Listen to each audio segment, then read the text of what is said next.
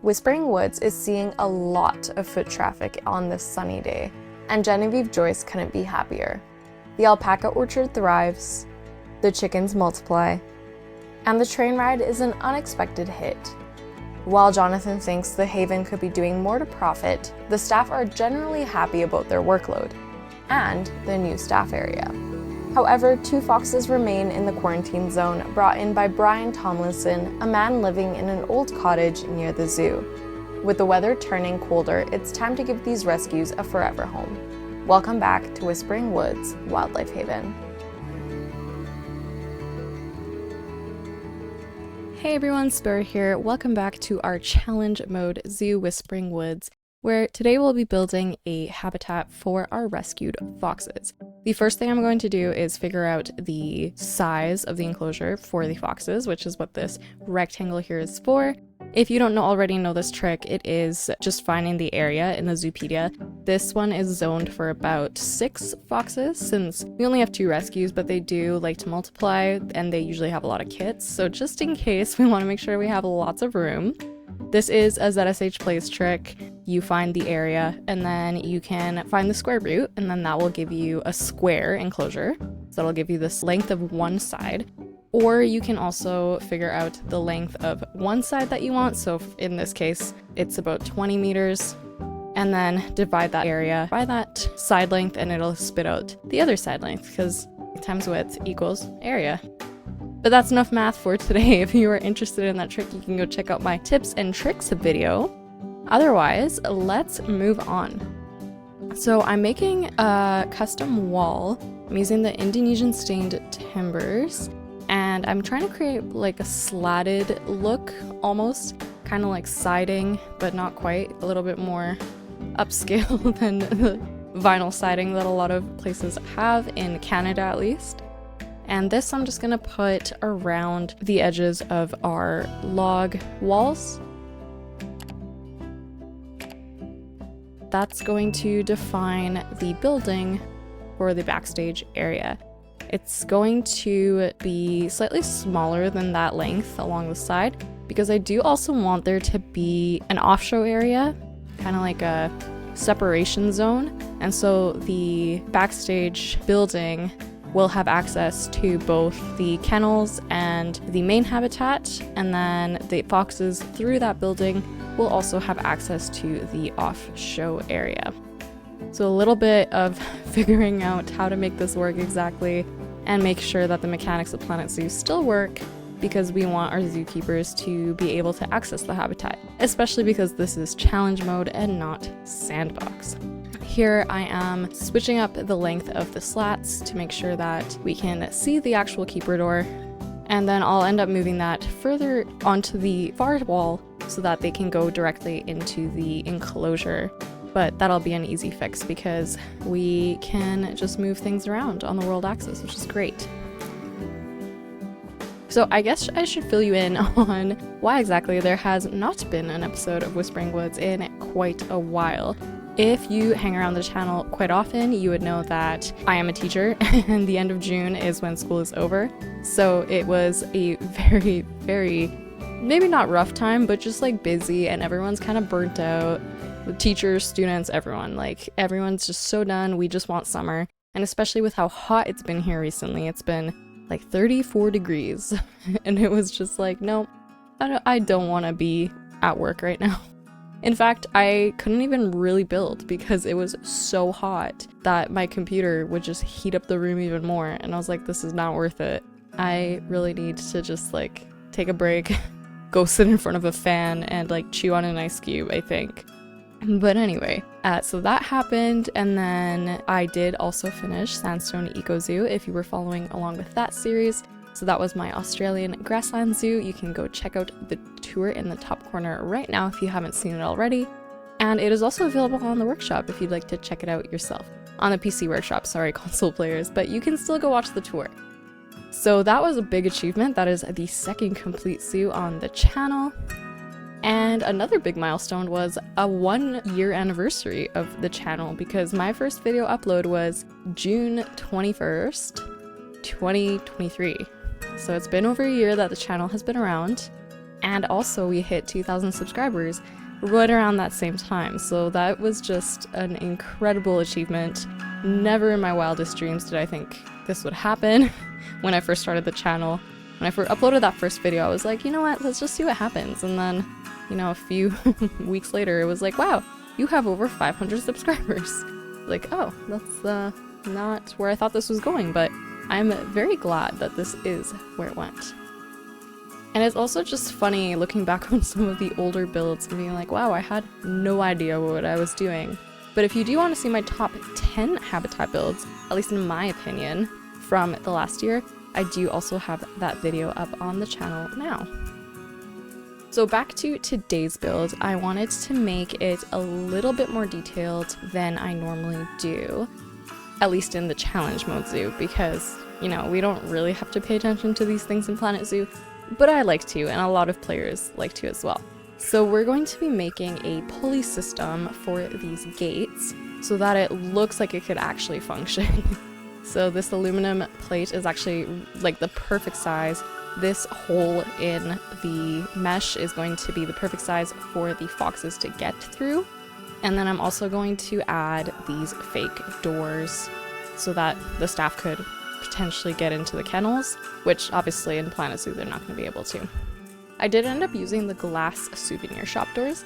I thought they might just look different, especially with the mesh behind them. Like they look like they could be part of this wall.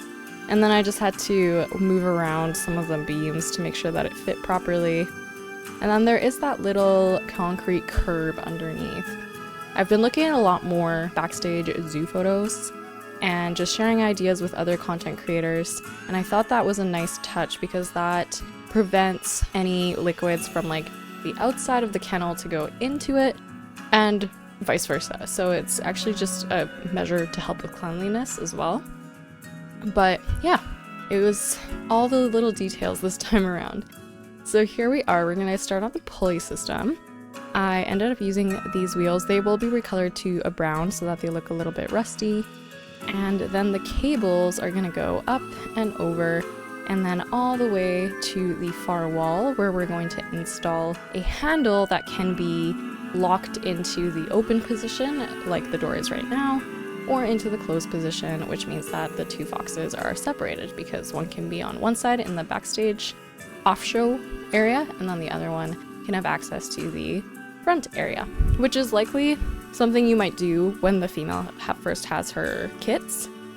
Although male foxes, as far as I remember, do actually take care of their young as well, so it's not really like a big problem, and you wouldn't normally be very concerned about the father like hurting the kits like you would with a big cat like a tiger, for example. Those ones always need to be separated and then slowly reintroduced, if at all. I have also been watching a lot of videos from various zoos. If you don't follow any zoo accounts, I highly recommend Northumberland Zoo. They just did a full zoo tour over the last few weeks of their facilities. Very interesting stuff. And also the Big Cat Sanctuary in the UK. I believe that they're over in Kent. They have a lot of really cool videos that show some of the things they do to train their cats and like their different medical procedures and stuff like that. It is very, very interesting stuff. So here I'm placing the tool hooks so that you can close and open the gate. And of course now we're going to readjust the barriers. Here I'm putting up the yeah, they're not corrugated iron, but I'm putting up the corrugated barriers, and that will be the off-show area. Right here is going to be the guest viewing area. So we have mesh, we have some metal beams, and then I'm also adding some hinges to give it a little bit more detail. You can see me counting the mesh as I'm moving up to make sure that they're spaced equally apart. This was a pretty simple design. Not sure if it's particularly realistic, but I thought it turned out quite well. And all of this is going to be recolored more of like a brown color, so it kind of fades into the background. You don't really see it. There's nothing worse than like brightly colored metal beams in the way of your viewing. You want them to kind of fade into the background so that it looks like they're not actually there. and then I can just copy that around the entire enclosure. Wherever I don't quite have that fence, I just kind of put in these slats to continue that theme from the building. And it's finally time to add our foxes. They're moving in from the quarantine zone. Our beautiful, beautiful red foxes. And of course, the first thing they have to do is mark their territory. So now that they're in here, we can start adding their food and enrichment items. I'm gonna give them a nice sleeping area in the backstage here. And then that little piece of concrete that's sticking through, I'm just going to cover that up with a water pipe. And then we're gonna build out kind of like a, not quite a chimney, but pretend that there's like plumbing in this unit behind the water pipe. And that's mostly just to help hide that concrete bit as well. I think when I first started building, I always tried to be very, very precise with the way objects were meeting each other, and in a sense I still am, but now I just, like, if there's a fence that's not fitting, use rocks. If there's a piece that you can't fit in there, just cover it up with something else. And that is probably one of the best building tips I can give you. It's just, you know, don't try to be so precise. It will make it so much harder. Like even here, we're using the stone walls from the barnyard pack. These ones are a blueprint on the workshop by Anders Salamanders that you should definitely go download. And as you can see, I'm just kind of going over the burrow. Like, I'm not trying to fit them around the burrow, I'm just kind of going over it. And I mean, here I am being a little bit more precise to make sure this corner looks nice. But we're gonna move that burrow in slightly, and then we'll also build up some more rocks around it. So it doesn't really matter if they're cutting in. You do have to be careful with enrichment items that they're not blocked. Like the animal's hitbox is still able to access it, because otherwise it'll just give you the red inaccessible error when you click on it. So one thing I'll do quite often is just make sure, click on the enrichment item, and then press play until it shows you the green accessible bar. And then because I pressed play to make sure things were accessible, it started raining. So here we have a look at our foxes being so cute together. And I believe this is their mating animation. So we are going to have little fox kids probably relatively soon in this enclosure. And I am so excited because they're so cute. Now we're going to add some more faux rocks. So this is another blueprint off of the workshop, and it's just all of the faux rocks recolored to the various in-game rocks. So these ones I believe are the taiga recoloration because I just like the way they looked. With this enclosure, I'll make sure that's available in a workshop collection. I believe it's also in my SEZ collection if that's something you're looking for. Or you can just look up faux rock recolor on the workshop and you should be able to find it. As always, scattering these aquatic faux rocks 9 and 7 all over the place. They are very, very useful. And I like sinking them in at varying heights because then that gives them a little bit more usability and makes them look like they're not super repetitive, especially if you also have random rotation turned on. This is probably a good time to mention that I do have a few more ideas about where Whispering Woods is going to go next, at least in terms of European animals. But my biggest question is, after we're done with these European animals, what other animals would you like to see in Whispering Woods? There's also a poll on my channel for the next biome zoo if you haven't already voted in it, and it is Africa versus Asia, so do go take a look at that and vote if you can. Next up in our to-do list is the foliage. So I did something slightly different this time around. I pulled out all of the foliage that I wanted to use in this enclosure first and just kind of scattered it about in front of the enclosure. And then using that palette, which had quite a few plants in it, I'm slowly going to fill up the enclosure and a little bit of the surrounding area. So here I knew I wanted some cypress trees to block that ugly corrugated wall. You don't necessarily want guests seeing it. But there we go, there are all the plants that we're going to be using, and I'm just going to move those around inside the enclosure, make sure that they're where I want them to be. Being pretty careful with the hitboxes. Some of these plants, like the common saltwort, have a decently big hitbox, and I'd want to make sure that they're not blocking the animal's traversable area, especially near the keeper gate and things like their burrow and other enrichment items. If you're not sure which foliage is traversable or not, I do also have a video on that, so make sure to go check that one out as well. Planting is probably my favorite part of making an enclosure. There's just something so relaxing about zooming around and just filling up all these little crevices, adding some color. This enclosure is predominantly going to be pink and yellow, as you can see with the goldenrod and the dog rose bush, but then also a little bit of the blue of the, I think it's the aster flowers that I ended up using. They're kind of like a bluish purple color. And the ox-eye daisy, which is white. I did also consider using these foxgloves, but they're just so giant compared to everything. Like, they are 2 or 3 times the size of the foxes, and I was like, I don't know if that really works. So I ended up scrapping those. And of course, I'm going to just spam nettles everywhere, as usual, especially in the cracks in those rocks, too. That rock wall I am very happy with. I basically just wanted some separation between the front viewing area and where the keepers can access. And as you can see, we also have the feeding platform back there to give the foxes a little bit more privacy. But anyone taking the train ride will also get a look in from that side. And of course, we're gonna put down a bunch of buffalo grass. Gonna make sure that's in one group so that I can just lay it down where I want it. And then we'll sink it down into the ground just a little bit so that it doesn't look like it's just floating. And then we'll dot those ox-eye daisies and asters all over to add a little bit more color and just give it like a more whimsical feel. I really want Whispering Woods, at least the initial idea for Whispering Woods was to make it very cottagecore, I guess you could say.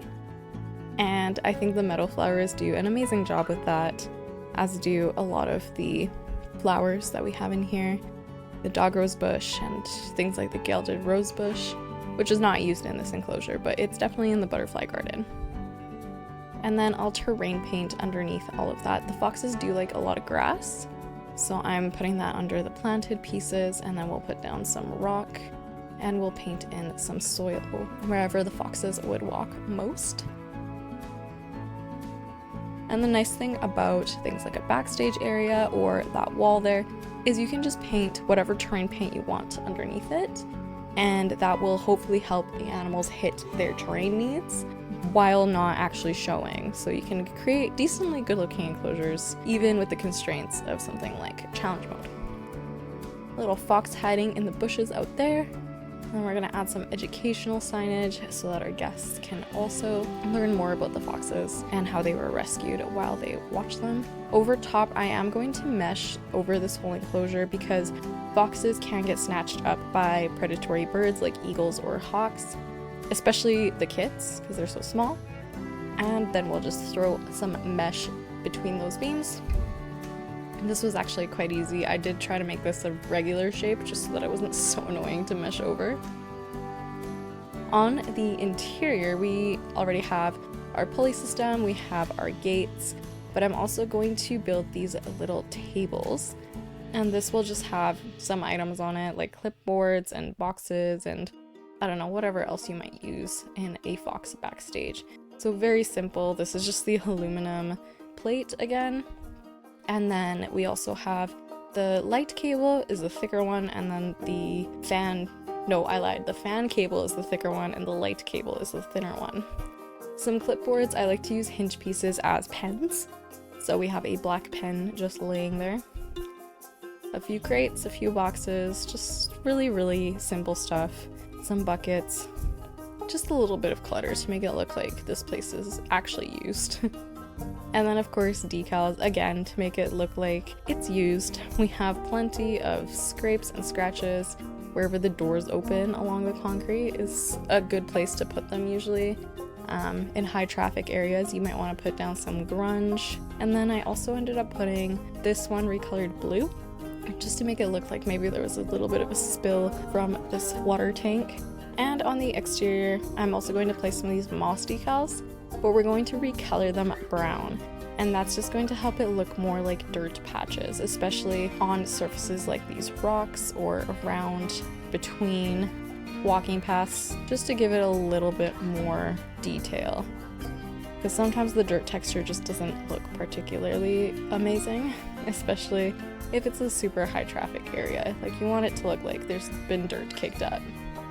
And something like the entrance into the backstage area would also have something like that. And of course, finally, a roof. We're just going to use the slate roof because I thought that fit the vibe here. It is a little bit cottagey looking, which is nice. So that is the fox rescue portion done, but I decided that I wanted to continue building this time around and also create this old English cottage on the outskirts of the zoo. This old English cottage is going to be the home of Brian Tomlinson, who is the man who brought in the foxes. He found them in his garden, saved them from the rain, and then turned them over to the wildlife haven. The story here, I guess, is that Brian Tomlinson was living on the land. Perhaps he was a friend of Vivian's, or he was helping take care of the land. And when Genevieve received the land, she didn't want to just kick him out of his home. And so he's just been living near the zoo. Not sure if he's entirely happy about it. He did like his peaceful existence without a whole bunch of people all around him. But we are going to build him a very nice home using these limestone pieces and then also some of the European stone as the base. This building is going to change throughout the speed build because I at first thought I wanted 2 different levels, decided it was just going to be all 1 level, and then we're going to be adding a chimney and we're going to be downsizing sides even more because I just decided it looked way too big for my purposes here. It will not have an interior, it will just be the exterior, but I really love the way it turned out and I loved photographing it and taking screenshots. It does look quite good, I think. Let me know what you think in the comments. Here is the chimney, again just using the European rustic stone. These are the panels so that we're not having to build on the grid. And I will downsize this as well because I didn't quite like how thick it was.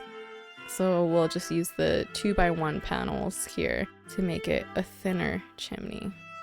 And one thing I've been using a lot more is the position snap tool is what it's called. Because you don't actually have to like slide everything into the correct spot, it'll just snap to the correct spot. And that is so useful and makes it so much easier to build a lot of the time. I don't know why I haven't been using it. The only thing that I don't like about it is that if you are copying a group over, it's not going to snap. Like, it has to be a singular piece. So that does get a little bit annoying, but that's okay.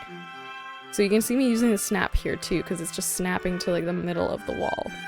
Very, very handy tool. I'm not sure why I haven't been using it. And then we'll put a door on the front. I wanted to make it very cottagecore charm, so it is going to be a bright red door. And we're also going to add some lamps and flower boxes and all of the things that make the building look super cute.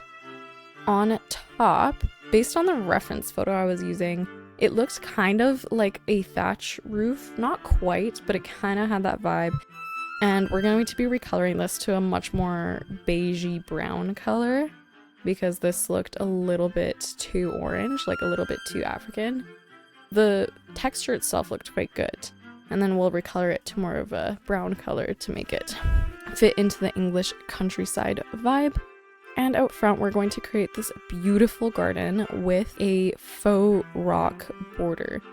So these are just the faux stones, and this time I turned on the rotate all rather than just the random rotation, because there's 2. There's random rotation, which just goes around one axis, and then the other one is random rotation all, and that goes around all 3 axes. So then you can get different sides of the rocks as well. Up top, I'm going to add some dormer windows. I ended up having to build these out of plaster rather than limestone because the plaster pieces are the smallest pieces that we have for walls, which I really like to use. And that we're just going to pop a little window onto. I thought about using the circular windows, but it kind of made it look like the house had eyes, which was a little creepy. So we're just gonna stick with the rectangular windows. Though I am a fan of inanimate objects looking like they have human qualities. Anthropomorphized. They're very cute. We're going to add some mulch to the window boxes, and then I ended up adding some dwarf cornel because I wanted it to be quite neutral, like not a colorful flower, just white and green, very countryside, easy to grow, doesn't need to be taken care of super well. And then that we're going to slide onto each window so that we have our gorgeous flower boxes all over the place. In the corner, I wanted to build a fountain just because I love hearing water in a garden and the coolness that comes off of the water. It always reminds me of like the countryside. So fountains just seem like such a staple of cottagecore. And I know I've been saying cottagecore a lot, but that is like really the whole inspiration for basically this entire episode. We're gonna pop a water effect in there. I just had to keep pressing play a few times to make sure that it was at the height I wanted it. Also the cute little raccoon statue right beside it. I thought that was a cute addition. Again, I'm making a palette, and then from there I'm going to plant up this entire garden. We're gonna have lots of cypress trees, we're gonna have creosote bushes all around. These are not Europe, and I think they're desert, but they just look really good, like they make very, very good hedges. And then of course we have saltwort in there as well, and some goldenrod for color. We'll have ferns and nettles just to help fill out spaces. And then I decided I wanted this little sunflower garden out front because it just looks so cute. And that yellow I think fits with the brown and accents the red door a little bit. And then the front part here I just put all the hostas. On the wall, just to take up some wall space, I put down an arbor, and then this is going to have some ivy hanging down. Ivy is very common on buildings in Europe. You will usually see ivy like climbing up the walls or overgrowing various buildings, so that's what we were going for here. I do wish the ivy was flexi-color because we only have the really bright green and the variegated ivy, but the bright green one has a lot more selection versus the variegated, but I like the variegated color more. So I always end up using the variegated, but wishing that we had similar pieces as the regular ivy in that color. In the back, I'm going to build a very simple garden. This is going to be pretty similar to what I built in the petting zoo. Although those were more flower boxes and these are just like rows of vegetables. So getting my mulch down, and then into that mulch I'll plant the various vegetables we have, like the carrots. There's going to be some turnips, we're gonna have some pumpkins, some corn, some leeks, whatever else I can get my hands on really. And then around the perimeter we're going to use that barnyard fence. I really still love this fence. I think it is probably one of the best pieces in the pack. I like that we don't have to build these kinds of fences anymore. And then around the exterior of the entire cottage on this hill, I'm going to put down more buffalo grass. Lots of buffalo grass. All of the buffalo grass, in fact. And then on top of that buffalo grass, I'm going to place down some more of those meadow flowers. And this time we're just going to use all the colors. And that is the cottage. I love the way it turned out. We can see the little burrow that the red foxes were rescued from. Here are the foxes in their brand new home. I hope they're having a ton of fun. We are expecting kids, so be on the lookout for that. And I will see you next time. Bye.